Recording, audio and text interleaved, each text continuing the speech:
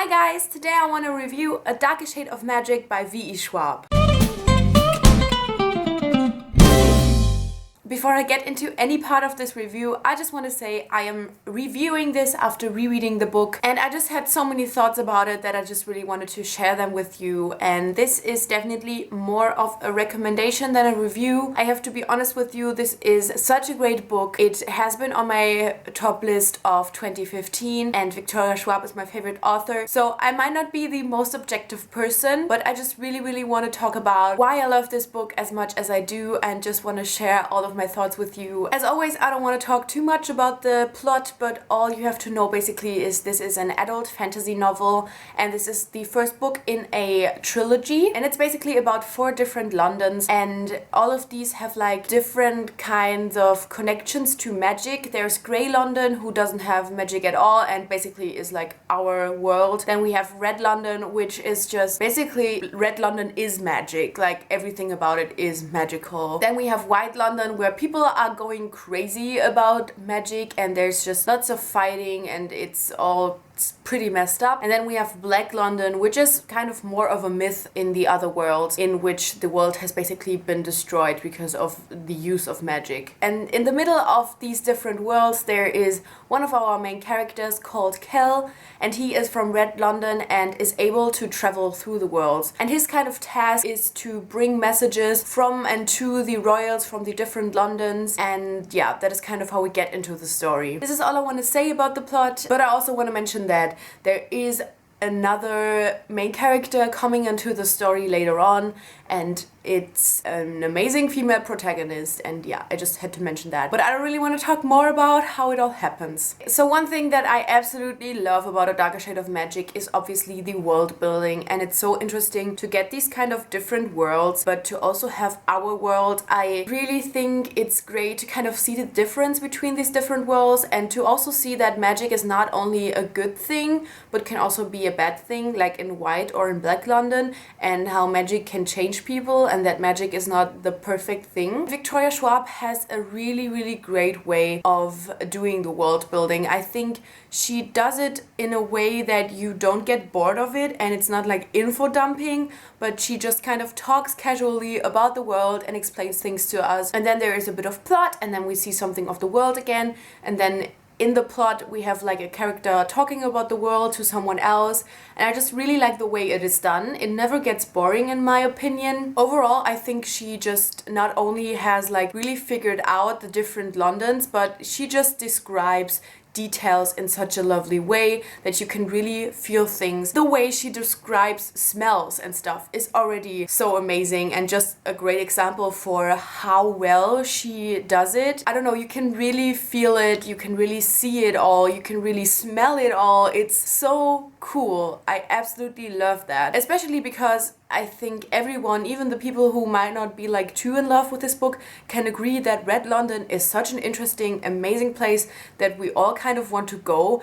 And she just describes it so beautifully that you feel like you're there, and that's so amazing. We have different points of views in the story, and that gets really interesting as well, and definitely keeps the story going. And even though we switch between these different points of views quite often, and we get like points of views that maybe don't make that much of sense at first, you just really can see that every single point of view and every single storyline is definitely important. Nobody gets like too much screen time, and it's like all perfectly done, and you're reading about the main character and he maybe has a chapter of like, I don't know, 10 pages, and then we get the point of view of someone else who's maybe not that important but still kind of important for the plot, and then you maybe get like 3 pages of that. It's so perfectly and well done how she gets these characters and these worlds their screen time. That was one thing that really fascinated me while rereading, and was one of the things that I really noticed while rereading, how she kind of gives every character their screen time, and it's just so on point. It's magical. Wow, that was a horrible pun. I don't know why it was proud of me, like, whatever. Another thing I really like, and I have talked about this kind of thing before, sometimes in epic fantasy it can be quite like exhausting to learn about the world, because it's more of an info dumping then, because you get into this world and you are new, you know nothing about this, and then you have all of these other characters that have lived there for all their life, that have grown up there, that know everything about this. So you just kind of get the info in between and then you're fine. With this one, because we have like different worlds and we have people who don't know that much about Red London coming into the story, we not only get the point of view from Cal, who obviously is someone that grew up in this world and that knows everything very, very well, but we also get the point of view of someone who is like us, who has no idea how this all works and what this is. And I just really like that, because you not only get like the description of things, but you get what the person feels about this world, and that is something that someone who has grown up there can't feel. It's something I just really like when it's done in stories overall, but in this one it's especially well done. Goes back to what I said about her just describing things so very well, about smells and seeing things and stuff like that. We just really get to explore the world with someone else and really get to see the world through someone's eyes who knows the world, but also through someone's eyes who doesn't know the world. When it comes to the characters, it is definitely one thing that I just can be least objective about, because I have already fallen so much in love with them. When you really fall in love with characters in a story, it's like they are your friends. And how are you going to like explain these are great people if they already feel like your best friends? Like I love them for everything. I love them for their flaws, and I love the good people in the story. I love the morally gray people in the story.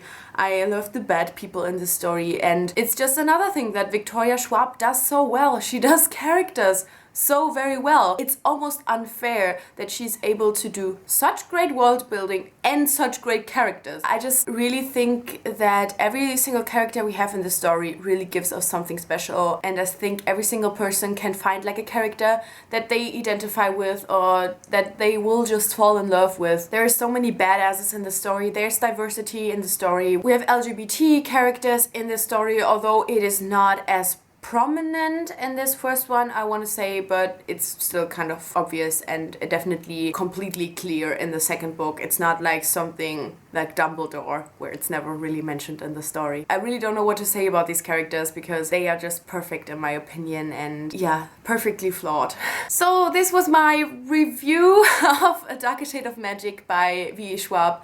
As I said, I just really had the feeling like I wanted to talk about this book after my reread. The first time after I read the book, I was just so overwhelmed and so happy, and it was just all new and just amazing to me that I couldn't really have any thoughts to do like a proper review. But now rereading it, I just really, you know, saw the world, and I was able to appreciate the beauty and not only be like, oh my god, this is V.E.Schwab and I love everything about it. I was just really able to kind of think clearly for the most part, and yeah, so I just had to talk about it, and I hope that you enjoyed watching this, that you maybe want to pick it up now if you haven't already, that you maybe are finally going to read it after it being on your TBR for over a year.